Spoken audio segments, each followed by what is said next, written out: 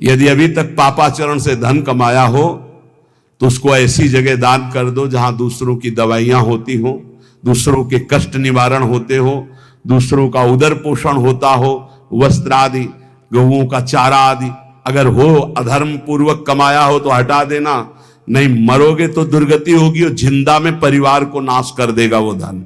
लिख लो हमारे शब्द, जिंदा में जिनके लिए तुम एकत्रित किया उनका नाश करेगा, बुद्धि का नाश, स्वास्थ्य का नाश, तांडव मचाएगा घर में अधर्म का धन, और मरोगे तब कह रहे कि तुम्हारी दुर्गति कर देगा। वही अधर्म का कमाया धन यहां बैंक में रह जाएगा, उसका कमाने का जो कर्म था वो तुम्हारी दुर्गति कर देगा। महाराज अत्रि कह रहे हैं तस्मान ग्राह्य में वही तत् सुखमानंत्यमिच्छता, इसलिए परम सुख प्राप्ति के लिए अधर्म पूर्वक धन कमाने की इच्छा मत करो। अनंत महिमा में भगवान ने धर्म की स्थापना की, पहले धर्म फिर धन, धर्म अर्थ काम मोक्ष, पहले धर्म को आगे रख करके धन कमाओ। पहले था चाहे प्राण चले जाएं, धर्म नहीं जाना चाहिए। देखा महापुरुषों को, गुरुजनों को, प्राणों की बाजी लगा दी, शहीद हो गए अपने राष्ट्र पर, अपने धर्म पर, अपने भगवत भाव पर।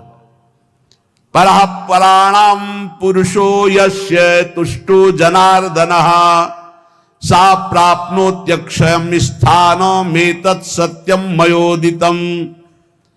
इस माया से परे परमात्मा है, वह परम पुरुष जनार्दन श्री कृष्ण जिस कार्य से, जिससे संतुष्ट हो गया, वही परम सुखी, वही परम धनवान, वही अक्षय पद को प्राप्त करता है। मैं सत्य सत्य सत्य कहता हूं। इसलिए मानव जीवन प्राप्त करके धर्म का आचरण करो।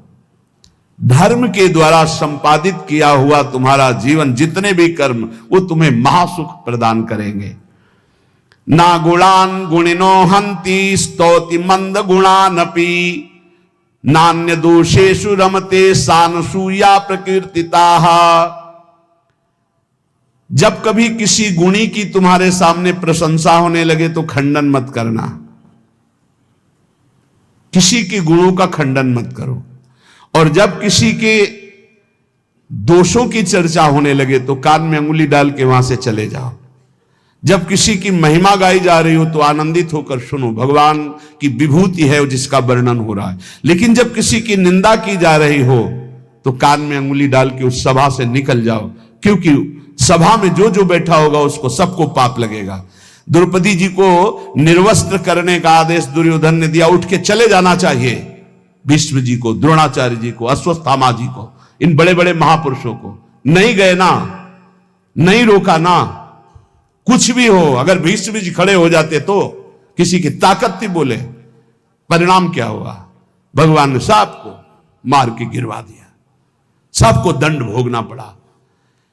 जिस सभा में शास्त्र निंदा हो रही हो, संत निंदा हो रही, भगवत भक्त निंदा हो रही, धर्म की निंदा हो रही हो, आपकी सामर्थ्य तो उसकी जबान बंद कर दो, नहीं तो कान में अंगुली डाल उठ के चले जाओ।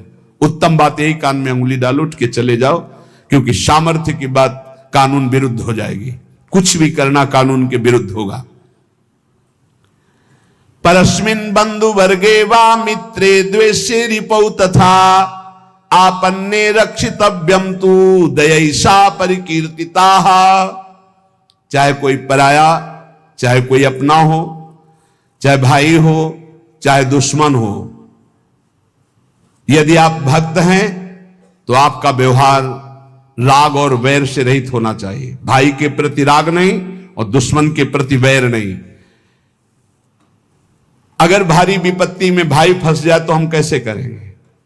उसकी दुख निवृत्ति। ऐसे अगर दुश्मन भी फंस जाए तो हम उसकी दुख निवृत्ति का कार्य करेंगे। दुश्मन है, वो हमें गाली देता है, अपमानित करता है, हमारा बुरा चाहता है, लेकिन हम उसका मंगल चाहेंगे, बोले उसे भक्त कहते हैं।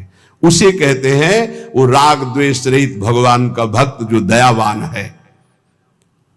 आन संशयम क्षमा सत्य महिंसा दान मार्जवम प्रीति प्रसादो माधुर्यम मार्दवम च यमादस। यम और नियम, ये जिसके जीवन में होते हैं वो बहुत दैवी संपदावान माना जाता है, भागवतिक माना जाता है। यम किसे कहते हैं? ये 10 होते हैं, यम 10 और नियम 10 होते हैं। यम पहला है आनुशंस्यम, अक्रूरता, किसी के प्रति भी क्रूर वचन, क्रूर व्यवहार बिल्कुल नहीं होना चाहिए। क्रूरता तब आती है जब हमारे विपरीत कोई व्यवहार करता है, तब उसके बोलने की क्रूरता हो जाती है, चेष्टा में क्रूरता हो जाती है, हृदय में क्रूरता हो जाती है।